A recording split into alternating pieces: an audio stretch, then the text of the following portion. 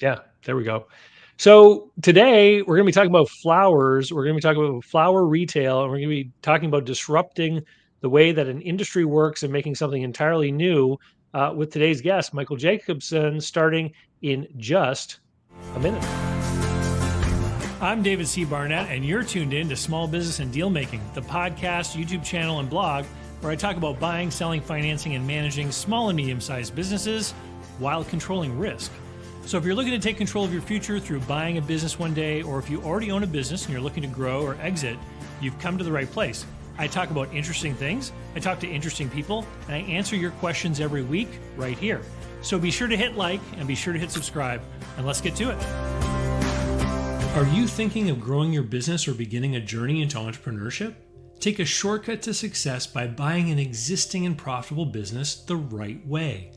Visit businessbuyeradvantage.com and learn more about my online training, group coaching, and consulting services designed to help you win. All right, everyone. I'm really happy to have Michael Jacobson join us today. Michael's in California. And would it be fair to say that you kind of have a lifelong intertwinement with flower retail? Yeah, it was originally a business that was, first of all and foremost, thank you for having me on. I appreciate the platform and looking forward to the discussion today. But yes, it's been a family business and my uncle started it. Candidly, I was not involved as a kid, and I kind of, hindsight's 2020. I wish I would have gotten more involved. But I went up to Seattle for college and ended up coming back to California after that. I missed the sunshine. And after college is really when I got involved with the family business at the time. And were you involved with business in another aspect before you got into the family business? Yeah, I've always kind of had, probably similar to a lot of the people listening in, that entrepreneurial bug. We have a little fire in our belly, right? And it gets activated pretty heavily when we get to work on something entrepreneurial. If we feel like we're getting to build something that aligns with, what something more inside of us, right? Whatever that is. So I've always had that. I remember I was like a little kid in middle school. Our high school and middle school banned soda from the vending machines, and I saw an opportunity. I'm going to go and sell soda out of my locker, right? And so I've always been interested in, figuring out ways to capitalize on pain or in the market, right? And like solving that pain, right? It's kind of what it's about. And trying a way to find kind of how we can drive like unit economics behind, creating real value in an ecosystem. So I went to college. I did study business. I got involved with a couple of startups. It was a lot of fun during college, but my first job out of college, I didn't want to, you hear all the risks of, how many startups fail. And those risks scared me at the time. And so right after college, I went into a very, very, very big, multi-billion-dollar consulting company. I was doing a lot of corporate consulting. It was good. I liked my time there, but it didn't feed that fire in my belly. And so I did that for about a year. And serendipitously, I got a call from my uncle who owned French Florist during that year. And he said, "Hey, Mike, I want to sell my business. I've been doing it for 35 years. I'm tired. I'm working 6, sometimes 7 days a week, 65 hours a week, whatever it is. And it's not making any money. I have a lot of revenue coming in, but it's amazing how much cash is leaving the business on a weekly basis." And he wasn't making money. So I came in originally to help him sell his company, actually, with my background in finance. And very long story short on that, happy to dive into it more, but worked with him for about 2 months originally to help him sell the business. I ended up falling in love with it and took it over. He looked at me a little funny, but I asked him if I could buy the business. He said yes. That was 6 years ago. We haven't looked back. Well, and let's get into the story a little bit, because he had quite a roller coaster of a business ownership career himself. You told me a little bit about it when we first met before the podcast recording, with quite a few ups and downs. That when you told me the story, I was like, wow, this is like symptomatic or very similar to so many stories that I hear of people. So we've already heard that he had a lot of revenue, but a lot of money was leaving the company too, so he wasn't really making much. Can you kind of give us a brief history of the flower shop under his tenure? Yeah, absolutely. And look, before we even dive into that, I was really attracted to, I know a lot of folks are interested in entrepreneurship through acquisition. It's a hot topic right now, and it's a hot topic for the right reasons. There's massive opportunity there. And so instead of starting a business from scratch, I kind of viewed this as a entrepreneurship through acquisition. I didn't have to buy the business. My uncle didn't give me as good of a deal as There was no family deal. As a matter of fact, I probably got the family deal was, you pay market price plus 15%. That was more what it was. Are you saying he got a family deal? Yeah, exactly. Yeah. Okay. Right. So I guess, yeah, in a sense. But I'll tell you a little education on the floral industry from kind of a macro, kind of external viewpoint. There were a lot of struggles that he faced, but it wasn't unique to him. It's struggles that all florists face. And I saw the pain in the industry, right? And again, kind of going back to earlier, that's the opportunity that we saw at the same time.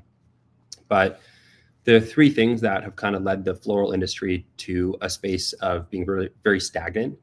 The first is, David, you'll entertain me maybe, is if I say coffee, what company do you think of? Well, I live in Canada, so I think of Tim Hortons. Tim Hortons? Oh, But wow, that's like but maybe it's Starbucks or something that you're looking for. totally okay. So normally I get Starbucks or Dunkin', depending on Okay. what area of the country you're in. I love Tim Hortons. That's the first. Okay, great. So Tim Hortons, perfect answer. If I say French fries, what company do you think of? McDonald's. McDonald's. Yep, same. I think the same. If I say flowers, what company do you think of? Oh, like FTD or Teleflora? Yep, totally. So there's the top three players in the market: FTD, Teleflora, and 1-800-Flowers. All three have the same exact business model. And what that business model is they aggregate orders and they syndicate them to a local florist. So the local florist is actually fulfilling that order. The problem is they're taking a 30 to 40% commission while they syndicate it to the florist. And so a lot of florists, including my uncle at the time, were very dependent on these order aggregators for orders coming in. People were ordering through FTD, 1-800-Flowers, Teleflora, and the orders were being syndicated to the florist.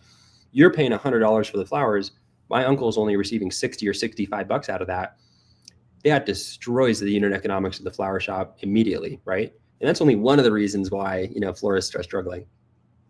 So these wire services and the dominant market players, don't get me wrong, they were very innovative at the time, when it was like fax and telephones, but it's 1-800-Flowers, Teleflora, right? It's in the name, where they were connecting you to the local florist. But now, from the early 2000s, we had the .com era, and it's crazy that their business model is still surviving today. They're finally kind of on their way out, but and that's due to the lack of innovation and not keeping up. Because it was hard for somebody in New York that wanted to send flowers to someone in LA to find a flower shop in LA that they could just Was call up long distance and order over the phone, right? And so I totally see the value that they played at one point. absolutely. Now with the internet, of course, I can Google flower shops in LA, right? Exactly. Yeah. And Ask Jeeves, Yahoo, Google, and now ChatGPT maybe is the new search. I don't know. Yeah, it's not hard to find your local florist, right? You don't need those intermediaries that are taking incredible commissions anymore. They're not providing value. They're actually destroying value. And think as the end consumer, if you're purchasing flowers through 1-800-Flowers, you better believe if your florist is only getting 60 bucks out of that, they're not giving you your $100 worth of flowers, right? So just go direct. So the second reason is the U.S. retail floral industry. So not including wholesalers, not including the farms, not including anything like that, just specifically, florists. It's a $19 billion industry in the U.S. and it's a big number, and it's growing as well. But when you look at outside capital, venture capital, private equity, institutional Wall Street type money, right? Those folks are typically looking for the trillion-dollar opportunities, biotech, pharmaceuticals, AI, software as a service. The floral industry is small to them. So there's not a lot of outside innovation happening. And so, that's the second reason why there's a lack of innovation. And then the third is a lot of florists are multi-generational. It's a lot of family-owned shops. That there are 30,000 flower shops across America. 99% of them are single unit owner operator, mom and pop. Right. Like the Starbucks effect in the U.S. of, they came in and they consolidated and became the market leader in the U.S. And thank goodness we have innovation beyond Starbucks now. I'm kind of honestly a little bit of it. I like a nice latte. I don't want a Starbucks latte, but the floral industry hasn't even had that. We haven't even had a Starbucks, come in and at least create like a standard, high quality, consistent experience that's reliable across, the nation. They're all single unit mom and pop owned. And so with that comes a lack of resources. Everything is done on a very local level. A lot of florists, because of earlier reasons, are not making a lot of money, and so there's not reinvestment coming in from within the industry as well. And these folks have, maybe they pass it on to their kids. Their kids don't care about the business as much. Maybe they've been running it for 30 or 35 years, and they're just a little bit stuck in their way.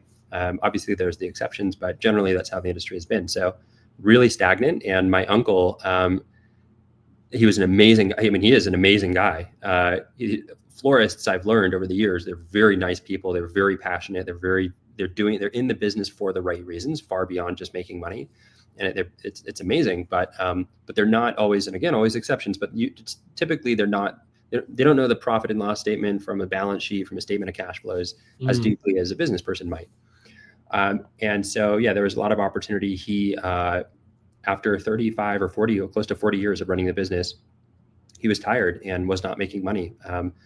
He wasn't protected from a legal liability standpoint either. He was running as a sole proprietorship, and he got into California as a tough place to do business. There were some employees that wanted to take advantage, and he wasn't set up, to have a lot of liability coverage in place. And so that really put him into the negative and put him in a place where he's like, I need to sell this business. And I didn't really want to take over his shop. There's a lot of liability there, but I saw the broader opportunity, and I saw this shop as a little bit of a playground. Like, hey, maybe we can do something better with this one shop. And if we can do something really special with this shop, create a better brand, get off of the order aggregators and wire services, no more 1-800 Flowers, no more FTD. We can develop a more robust supply chain, continue to disintermediate, and then put in this new technology in place too, because the leading industry technology is from Teleflora. They sell their software to florists, and it's quite literally a DOS-based system. We were using it at the time. It was a blue and white screen. You have to push F10 to get to the next page. So yeah, I guess the three reasons, I guess there's a fourth bonus one, is, it's a tough because there's such a lack of innovation and lack of technology. So I was like, okay, maybe I can take my tech background and yeah. I mean, hey, if you can create a software product in 2002 and keep selling it 20 years later, why wouldn't you? I mean, I don't see why, they're not. I understand why they're doing it.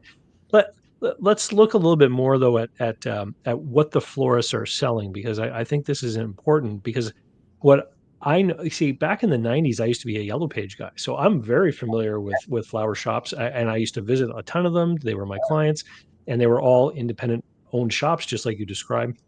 And I remember at that time, I was sometimes putting like some of these FTD or Teleflora logos into their ads, because Yeah, they thought that it gave them credibility to be able to absolutely. tell people locally that they were this shop that got these orders and fulfilled them. And I think that they were also able, they were able to earn a bit of money by originating some of the orders themselves. So Yes. people called the local shop, they could start it. But I remember at the time, the local grocery store chains were starting to dip their toes into flowers, doing more of what I guess you might call the sort of transactional flower trade. Like these pre-made bouquets are all like $10, and that was a little bit irksome at that time for the industry, because they're like, hey, the guy who comes like every Thursday to buy flowers for his wife is not stopping here anymore. He's just picking it up at the grocery store when he gets Yeah. milk. Yeah. And so they became increasingly, I think, specialized towards Yeah. like your wedding and funeral and that kind of thing. Can you Yeah. talk a little bit about what sort of stuff was really selling and making the till ring? Yeah. Let me talk about brand for a second. I think this is interesting. Okay. Uh, Look, we have to. It's not up to the flower shop. It's not up to any business owner whether or not their business succeeds. Yes, you can do search engine optimization. You can do paid advertising. You can hire a great team. You can have incredible processes. You can have, the list goes on. However, sustainably over the long term, you're not in control of how well you do. The client is. Whoever you're serving gets to dictate how well you do, because Yeah. they will keep coming back time and time again if you do well, and it's their decision on if you do well or not, right? And so we've been obsessive with our customer and client experience, and all of the reasons on why we were investing behind the technology that we do, why we invest in a better supply chain. Yes, I suppose it's to increase the unit economics of the business, but the root is because it'll allow us, the platform, to provide a better customer experience. And that's always the most important thing that we do. So when somebody's going and buying, flowers at a grocery store, there's a time and a place for that. It's usually a spontaneous purchase, and it's something that's a lot lower order ticket value than what we typically Sure. provide. Um, but think our brand, we've really tried to position the brand that we have today. I like to compare it to the brand Tiffany's, and it's not in the way that you might expect. Um, the comparison really is that you and I can walk into Tiffany's and we could purchase a $30,000 necklace if we wanted to. We could also go into Tiffany's and we could purchase a $150 necklace. They do have a more attainable price point. It's not going to be, iced out and same with the $30,000 necklaces, but you can buy 150. In both of those situations, you're buying the turquoise box. And that's why you're Mhm. buying it. There's a brand associated with it. And the turquoise box is a meaningful part of that experience. When you give out somebody the turquoise box, that's what's special about the gift. And so when you're buying from French Florist, we want to position the brand in a similar way where, look, we work with really high-end clientele. We work with Dior, we work with Cartier, we work with Van Cleef, and all these other brands that are very, beautiful brands. We positioned our brand in a way where, we can work with these clients and they're not shy to spend money with us. Same as an individual. If somebody wants to spend a $3,000, arrangement with us for their, sweetheart on Valentine's Day and they have the money to do that, they feel comfortable doing that with us because we have a premium brand. However, we also are able to service the clientele that maybe doesn't want to spend 3/4 of their paycheck on flowers because like they got to put food on the table. And we can have somebody walk into our shop and buy a $15 bouquet, and they can still get that same very luxurious, very premium feeling French florist experience at a more attainable price point. But in a grocery store, you're not going to get that, right? And so it's all about the client experience and doing things like a little bit better than the other folks out there. So grocery store, So, yeah, so what you're saying is that you want to, basically create value in the eyes of the receiver of the flowers from the fact that they will get to know the brand and that they will appreciate, just like you said with Tiffany as a jewelry, seller, that the person is going to appreciate that this came from this spot. So what is the equivalent then of the Tiffany box for a French florist? How does the receiver yeah. know that it came from there? Yeah, absolutely. So look, I'll answer your question, I promise. But with a grocery store versus French florist, I could sit here and talk about all of the benefits or all of the kind of feature set, whatever that you get with us. Your flowers are going to last a lot longer than a lot longer. Just I'll say it 3 times, right? We import directly from the farm, and the amount of time that we hold your product compared to when it's getting cut from the farm to when it's at your doorstep is far superior than a grocery store. You just have a better supply chain. And then we also have better technology in place as well that helps us be more responsible from an environmental standpoint. That with the supply chain and the inventory system and predictive analytics that we have far less waste. So we're Right. But anyways, there's a bunch of reasons why you'd want to send from a French florist on the feature set level, but like that's really boring. I don't know. I think it's important. People want their flowers to last longer, but like, okay, let's dig in and like let's talk about the emotional piece. What is it? What's the turquoise box, right? Because I feel like that's why people purchase from us. I will say 95% of our customers purchase as a gift from one person to another. Grocery store purchase, and it's more planned. Grocery store purchases are more spontaneous. Ours are planned. Happy birthday, happy anniversary, congratulations, sympathy, I'm sorry, and then all the normal occasions, Valentine's Day, Mother's Day, all of the other ones as well. And what people get with us is an experience. Every time somebody receives a French florist arrangement, they get a little box with it, and the arrangement sits in the box, and it's a beautiful, French mustard color, and on there it says "You are loved," and it's really nice because it's not about the flowers. It's really not. I promise you, it's not about the flowers. It's about that underlying message behind, and that card message that's attached to the flowers. Like that's the special part.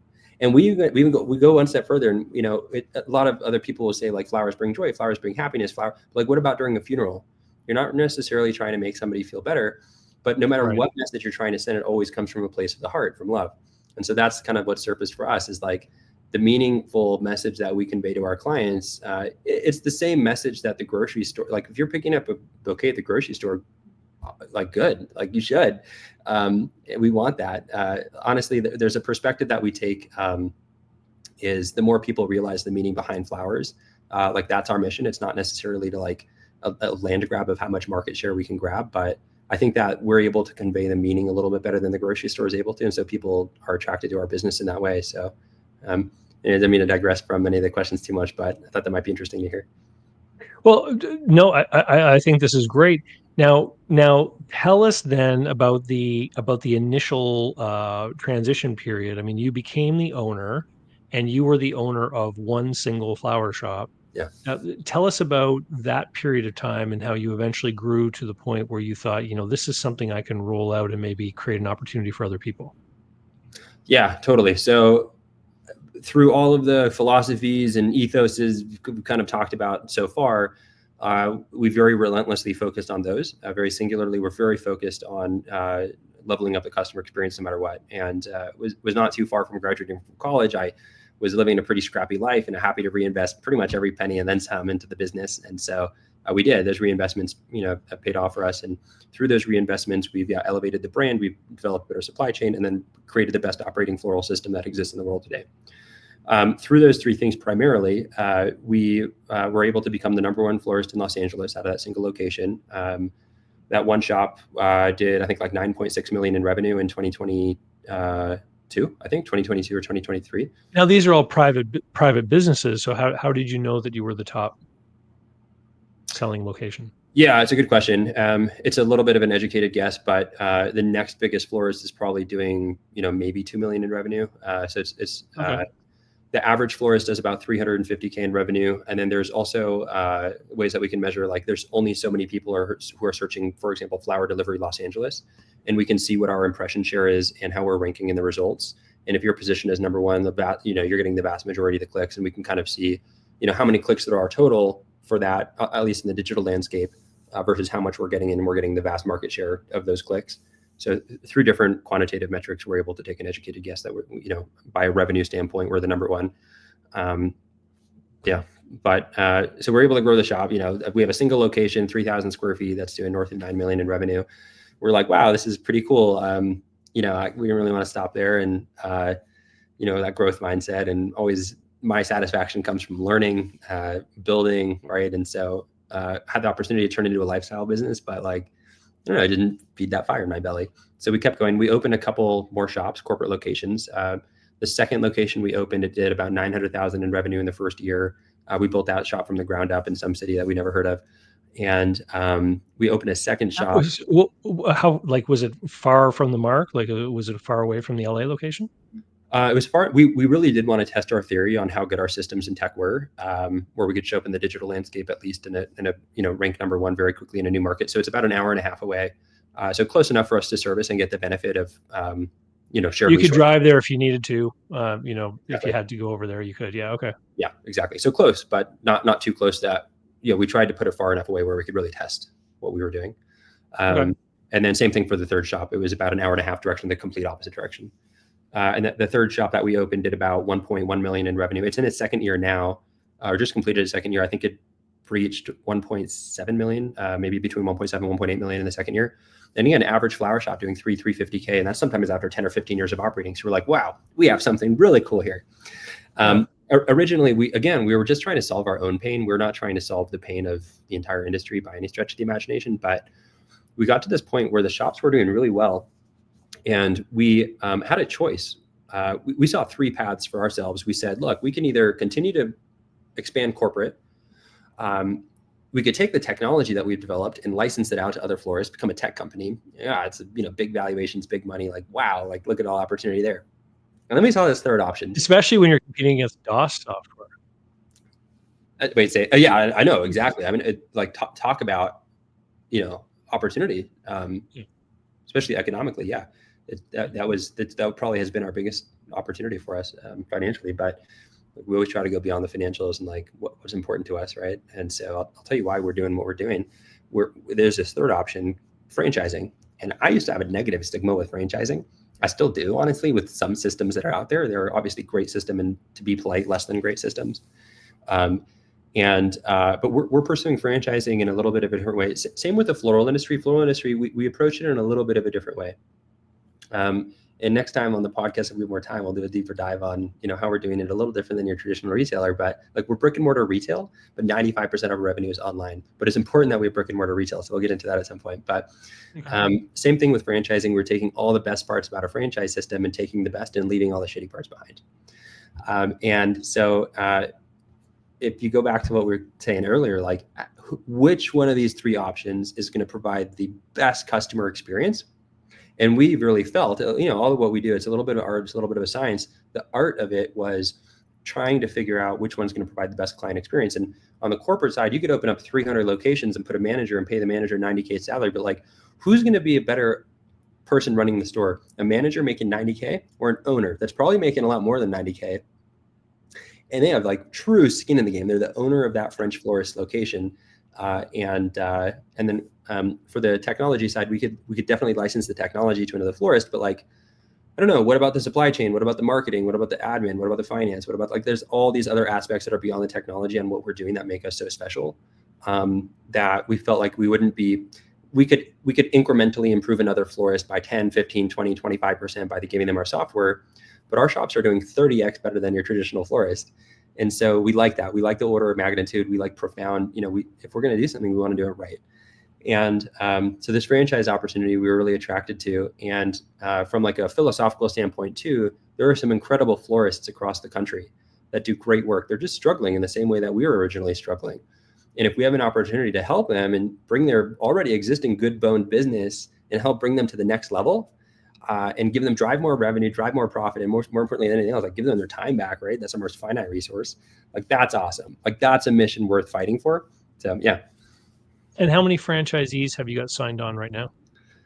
Yeah, we're in the very early stages. So we only started, we've been working, probably put a few $1 million into the franchise organization, and a lot of time into making sure that we launch this thing right. We publicly launched the opportunity a little more than halfway through 2024. So in the 6-month period between halfway through 2024 to today, we have about 5 franchise agreements signed. 4 stores are open. 1 is opening next month. And we're being very... And are these new stores that people are starting, or are you converting existing florists into Both. French florists? Both. Yeah. Okay. Yeah. So tell me a little. I mean, I don't want you to name names, obviously, but Sure. but tell me a little bit about the considerations that people are putting into when they consider the Greenfield startup versus that person who they may feel they've got this established store, established clientele. It's getting into a franchise in an industry you're already in kind of feels like you're flushing your own brand down the toilet, right? And you're saying, like, what I was doing, it didn't work. Now I need to make myself part of this other organization. That's probably got to be a bit of an ego pill for some people to swallow. Can you kind of talk about those two different camps and the journey that they're on? Yeah, let me talk the conversion florist story. You're hitting the nail on the head. I'll start with that because it's easy. The Greenfield is very interesting, and that's really through where entrepreneurship through acquisition is interesting. It's like it's not the same, but it rhymes. So I'll start with the conversion. The conversion florist is exactly that. The numbers speak for themselves. The unit economics are there. Our shops have historically done very well. It's hard to ignore that the numbers are, but you're putting your brand down the drain. And davidsflowershop.com is not going to exist anymore. And if you need to have davidsflowershop.com, and you need to be it's your brand, and there's your emotion, and it's your baby, your identity, you don't want to feel like you're losing part of your identity, that's going to be really tough for you. So there becomes a time and a place sometimes with our conversion florists where that's the conversation. And the reality is, like, we're coming into the market. We're not coming into the market to compete with the local player. We're joining forces with the local player, combining our forces to become something much better than what we could each individually become by ourselves. And it's a choice. If you need to stay David's Flower Shop, we award the franchise as much as you evaluate our system, we evaluate you, and this partnership needs to make sense. And if it doesn't make sense for one of us, it just doesn't. And so we do have a lot of florists that are very tied in the emotion of the business, but I think that florists are experiencing enough pain working in the existing way that they are, that they're actually pretty receptive to the offering. And we've had a lot of traction. And in the early stages, we've launched a couple of conversion shops. And we're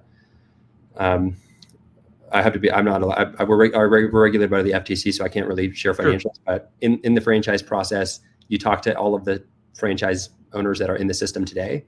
And we're not salespeople. Like, we want you to talk to the existing people and let them do the selling. And we have some very phenomenal early validation in the system, some incredible case studies that are coming from these florists that are converting. So you talk to them directly about their experience. So that's the conversion.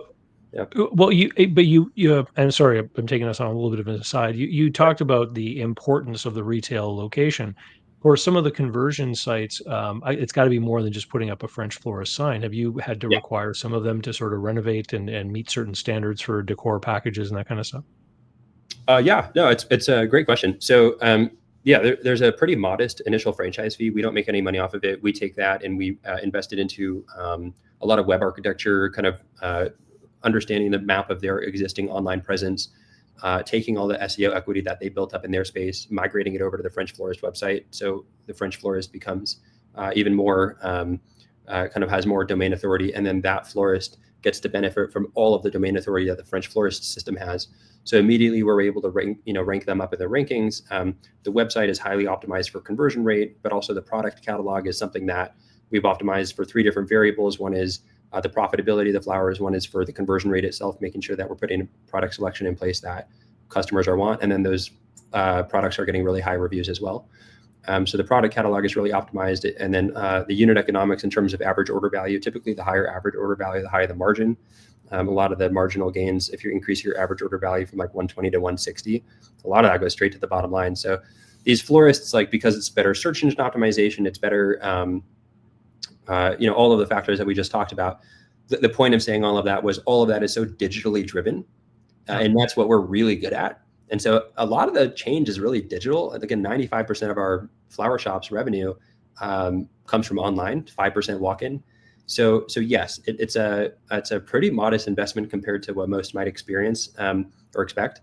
The physical presence of the shop does need to change, but there's a very light cosmetic refresh. Infusing the brand colors, changing the paint, the exterior signage, updating so it becomes a French Florist feeling of a store. But it's all cosmetic. There's no HVAC and crazy infrastructure, so it's pretty affordable actually. And so would you be is it a traditional kind of model, like there's like a royalty and advertising, percentage of sales kind of, scenario that people are paying when they join? Exactly. Okay, So we take the way that we make money is we take a 6% royalty. Uh, okay.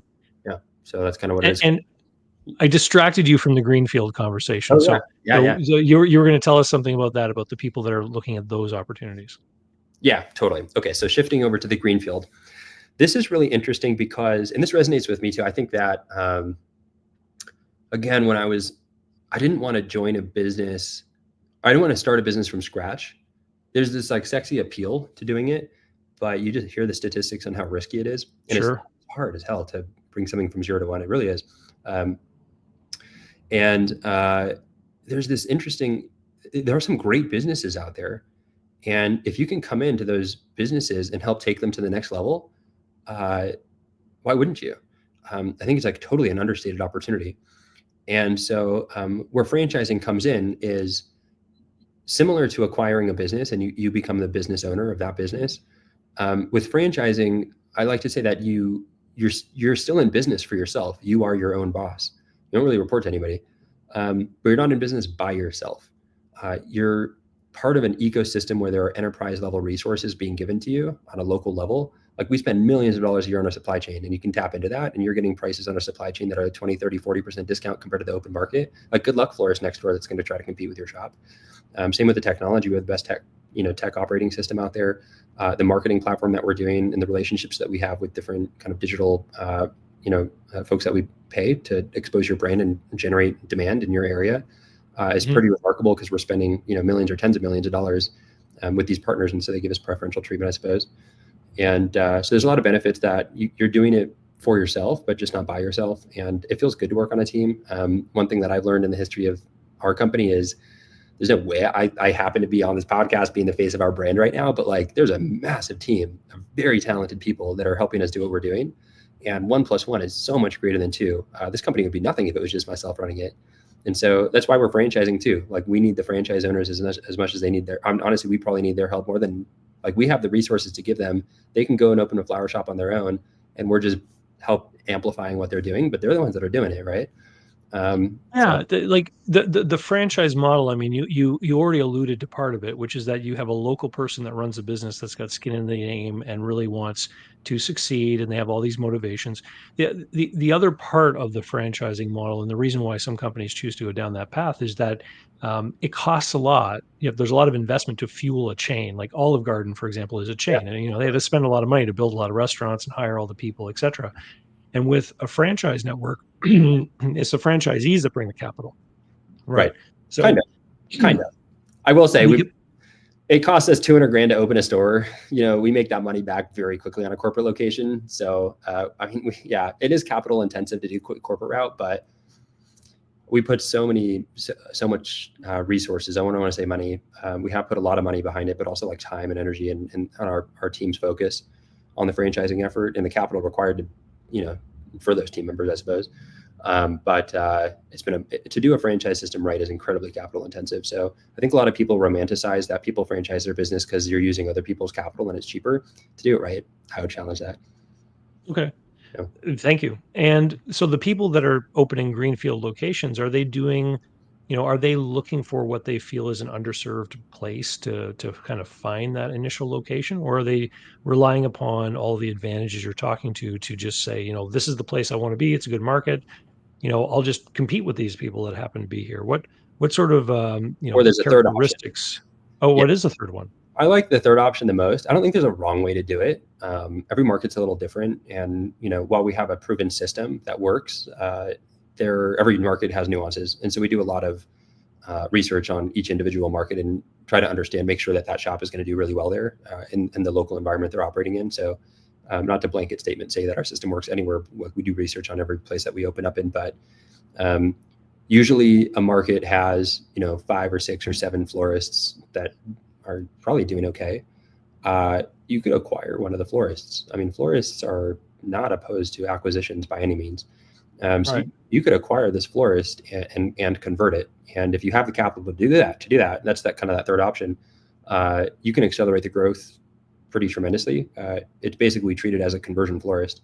And so, you get to skip kind of the 6-month time that it takes from, finding the site, doing the lease negotiation, building out the shop, Mm, and getting it open to day zero.